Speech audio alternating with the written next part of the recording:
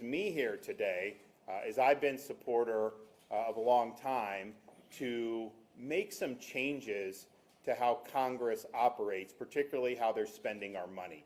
And if you look at when the turn of the 21st century happened, the U.S. debt from 1789, when the Constitution was ratified and the new government took hold, until the year 2000, the U.S. accumulated $5.6 trillion in debt. And even at that time, people were saying that that was a problem. Well, fast forward 25 years, the national debt's now at $36+ trillion. And as a proud conservative and as a proud Republican, I have no problem pointing out the truth that this is both parties in Washington that have created this mess. As much as I'd like to come up here and blame the Democrats, the fact of the matter is it's happened under both parties. The budget that was just passed in the U.S. House of Representatives by the Republicans forecasts the debt to be, in the year 2035, $56 trillion. At what point is this just going to break our country? I think we all know there's a problem. I am convinced that you are not going to have Congress all of a sudden change its behavior for the long term.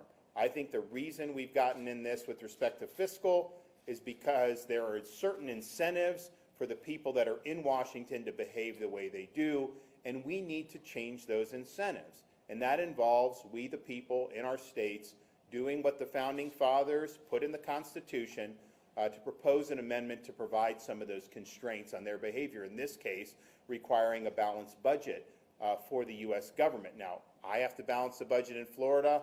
Idaho has to balance the budget. Don't tell me it can't be done.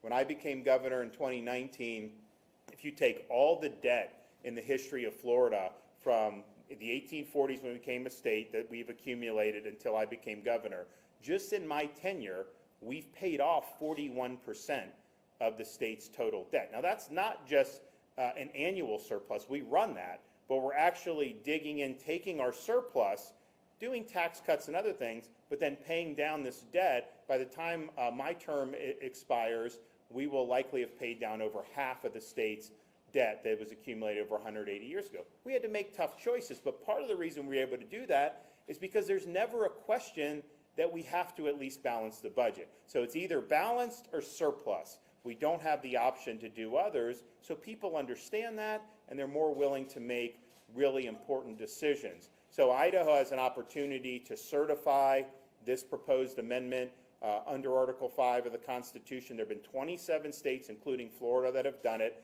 As Governor Little mentioned, I'm going to be going to Montana, and we're going to be meeting with those folks. If Idaho and Montana join the fight, that gets us to 29. There's a couple other states that are on the precipice as well. You need 34 states to trigger Article 5, where you would actually write an amendment and then eventually send to the states for ratification.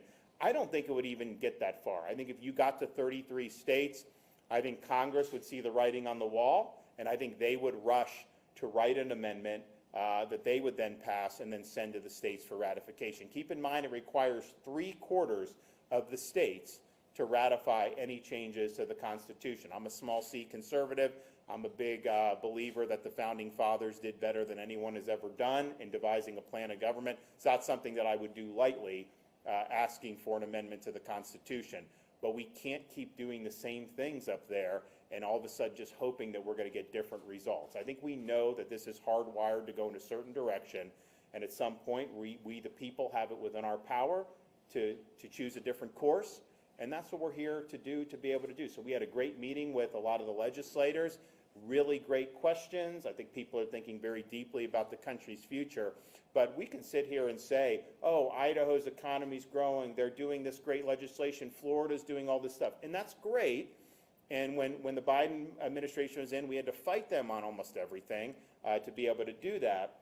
But at some point, the states are not going to even be able to be successful if the federal government just completely goes off the rail with the fiscal.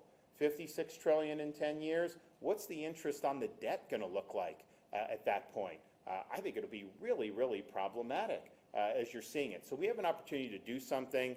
I think the Founding Fathers understood that wherever the seat of government was going to end up, and they didn't know it was going to be in Washington, D.C. when they did when they did the Constitution. They knew that there would be a danger where it would just go off the rails. And they knew they needed to empower the states to be able to take corrective action. So that's really what a balanced budget amendment would do. It would force them to make better decisions, and would ultimately avert our country from really having a fiscal collapse. And the final point I'll make is this.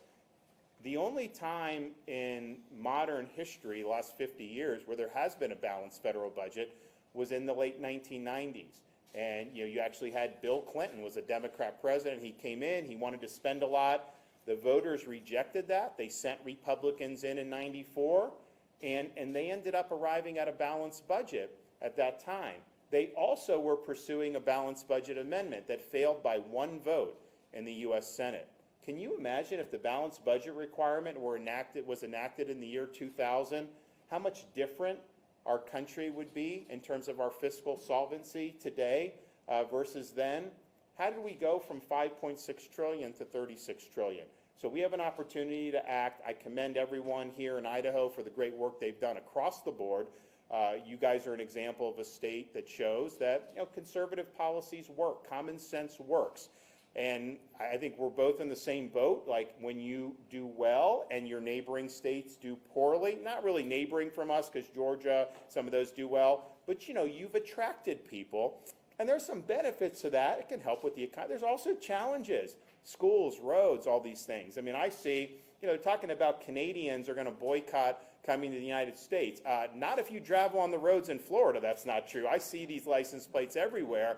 And we have a bunch of Canadians. We have other people moving. So it does create challenges. And I'm not anyone that's begged people to move to Florida, and I don't know how Idaho approaches it because a lot of our constituents, there's so many people here.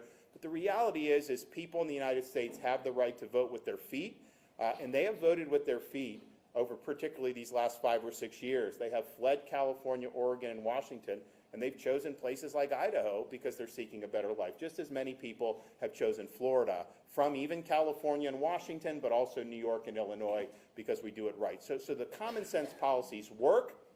We just need a little dose of common sense up in Washington, D.C.